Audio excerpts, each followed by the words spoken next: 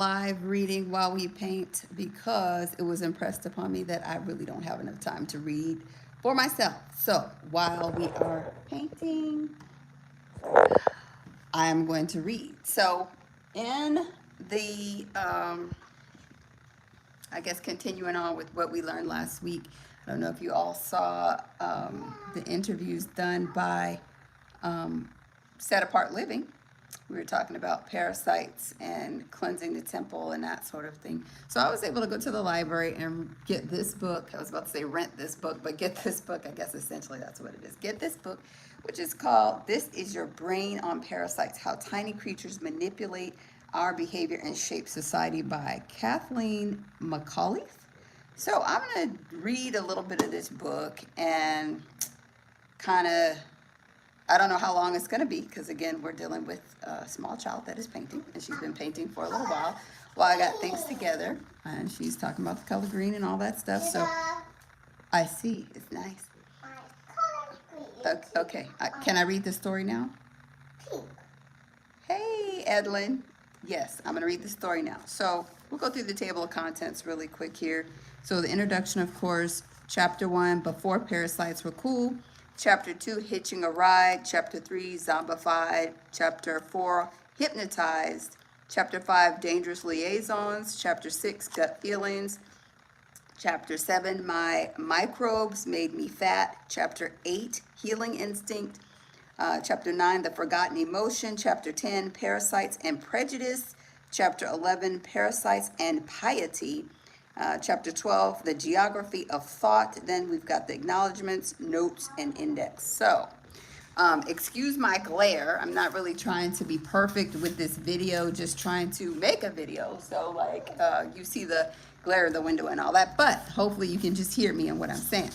So again, the book is called This Is Your Brain on Parasites, and it is by Kathleen McAuliffe. Let me see if I can get out of the glare. That's kind of terrible.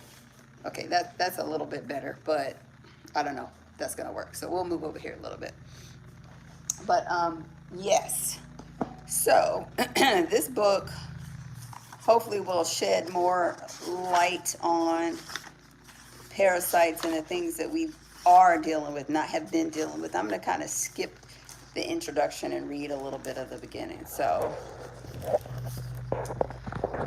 this is chapter 1, and it says, Before Parasites Were Cool.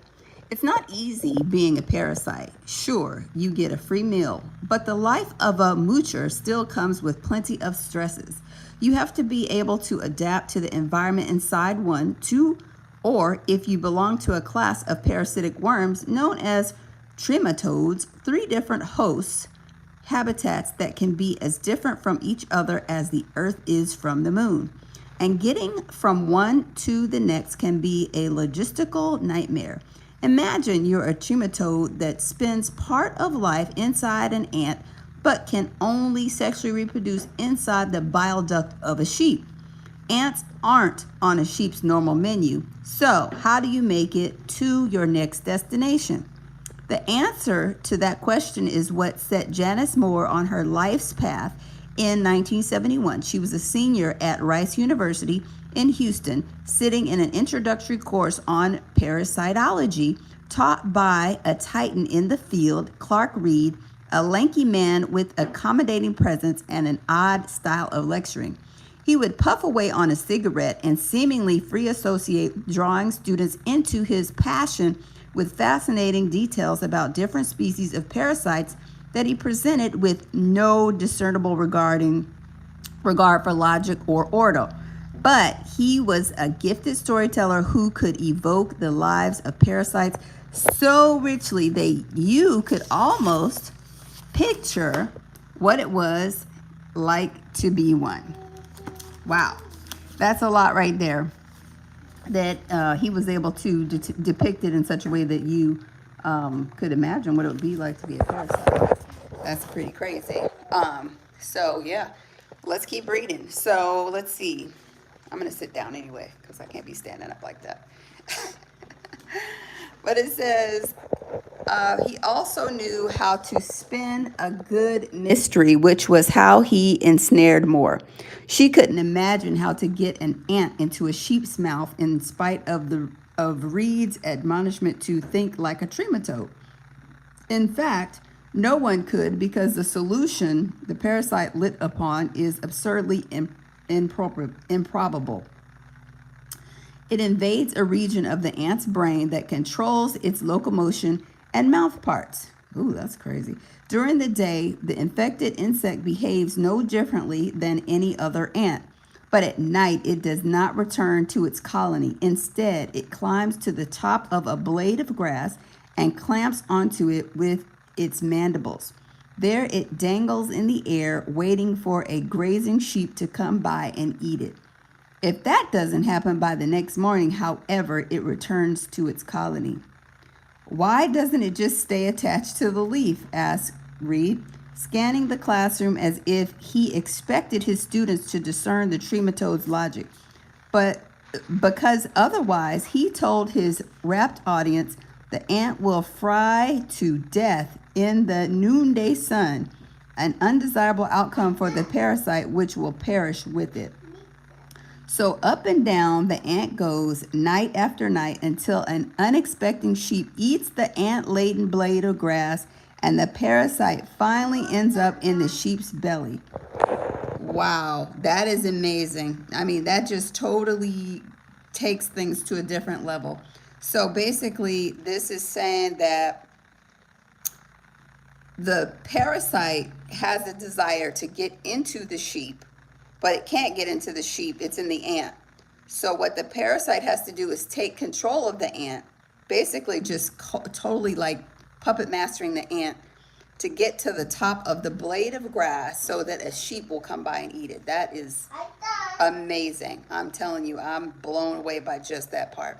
So the little one is saying that she's done painting. So I'm going to stop right there at that paragraph. Hopefully we'll be able to pick up again a little bit later. I don't know if we'll pick up right there, but yes, thank you so much for looking and listening to this first read that we are doing as the child does an activity. Because again, I was trying to think, how am I going to get reading in for myself? Because I definitely need to do that. And the Most High Yah, he said, just read these things to her. So I'm going to read these things to her, sometimes on camera, sometimes not on camera. But the camera part is just to entertain myself, of course. But yeah, it doesn't hurt for your children to learn what it is that you are reading, especially if you're doing homeschool. Consider that, because your goal is, of course, to do much better than any sort of public school system would do. And that is my plan as well. Children should know these things early, because if a child knows about parasites, then they are going to most likely make sure that they are trying to do everything that they can do to eliminate and alleviate such situations to where they will be riddled by parasites. Of course, we don't eat unclean things, but we know even in the things that we consider clean, well, maybe you don't know, even the things that we consider clean can contain parasites. So we have to constantly pray, fast, and ask the Most High which herbs we can use to rid our body of these things that are, I just consider them little watchers, you know, coming to kill, steal, and destroy. As we just saw, like the parasite getting inside the ant, or it's inside the ant. I never thought of ants having parasites. I mean, how small is a parasite? Because an ant is tiny.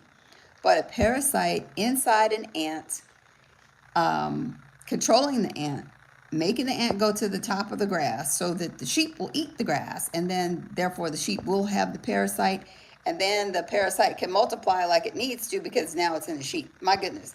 So what does the parasite have the freedom to do when it's inside of us? Well, as we read, we'll definitely know that. Well, maybe I'm getting to read a little bit more, because it looks like we might be doing something else now. Oh, maybe not. She's done. So yes, join me again later on. Well, we will continue on page 10. That's where we are. Okay, all right. Okay, hold on, let me finish.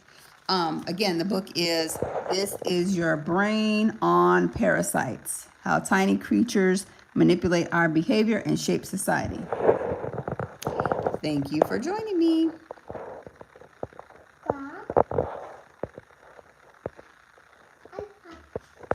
Hold on, I'm trying to figure out how to press stop.